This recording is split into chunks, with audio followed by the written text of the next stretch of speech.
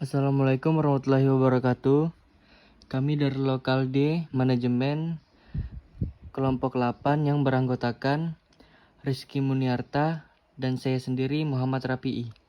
Baiklah, kali ini saya akan menjelaskan tentang indikator-indikator ekonomi dalam berinvestasi di pasar modal.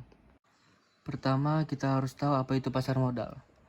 Pasar modal adalah pasar yang beroperasi secara terorganisir, di mana terdapat aktivitas perdagangan surat-surat berharga seperti saham, ekuitas, surat, pengakuan hutang obligasi, dan surat berharga lainnya yang diterbitkan oleh pemerintah maupun perusahaan swasta dengan memanfaatkan jasa perantara, komisioner, dan underwriter. Kedua, investasi. Apa itu investasi? Investasi berarti penanaman uang atau modal pada suatu perusahaan atau proyek untuk tujuan memperoleh keuntungan. Indikator-indikator ekonomi dalam berinvestasi di pasar modal terbagi menjadi dua faktor, yaitu faktor ekonomi mikro dan faktor ekonomi makro. Faktor ekonomi mikro terdapat 4 indikator yang perlu diperhatikan. Yang pertama itu dividen. Dividen adalah pembagian laba perusahaan kepada pemegang saham berdasarkan banyaknya jumlah saham yang dimiliki. Yang kedua itu profit. Dalam ilmu ekonomi, profit atau laba atau bisa disebut keuntungan adalah selisih antara pendapatan dengan total biaya.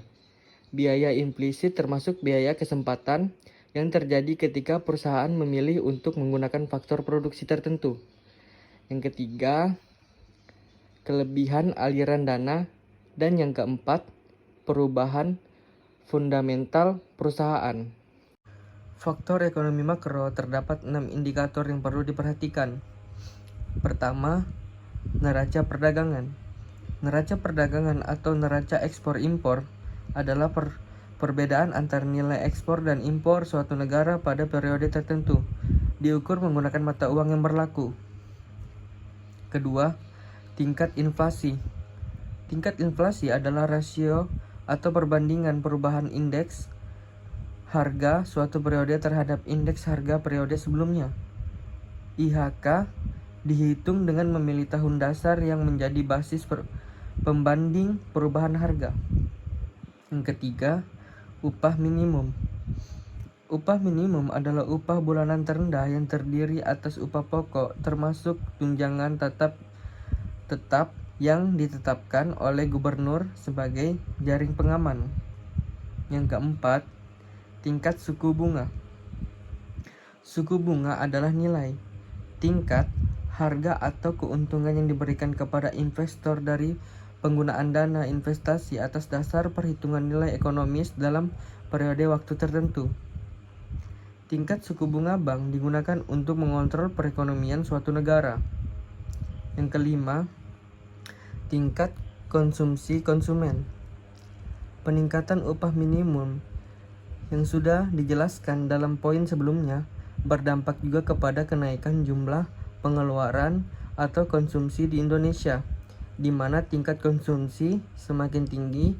Tingkat konsumsi konsumen yang berarti juga bahwa daya beli masyarakat meningkat dan berputarnya roda ekonomi yang berujung pada pertumbuhan ekonomi. Dan yang terakhir, yang keenam, yaitu tingkat pengangguran. Semakin rendahnya tingkat pengangguran, maka akan berdampak positif bagi pertumbuhan ekonomi.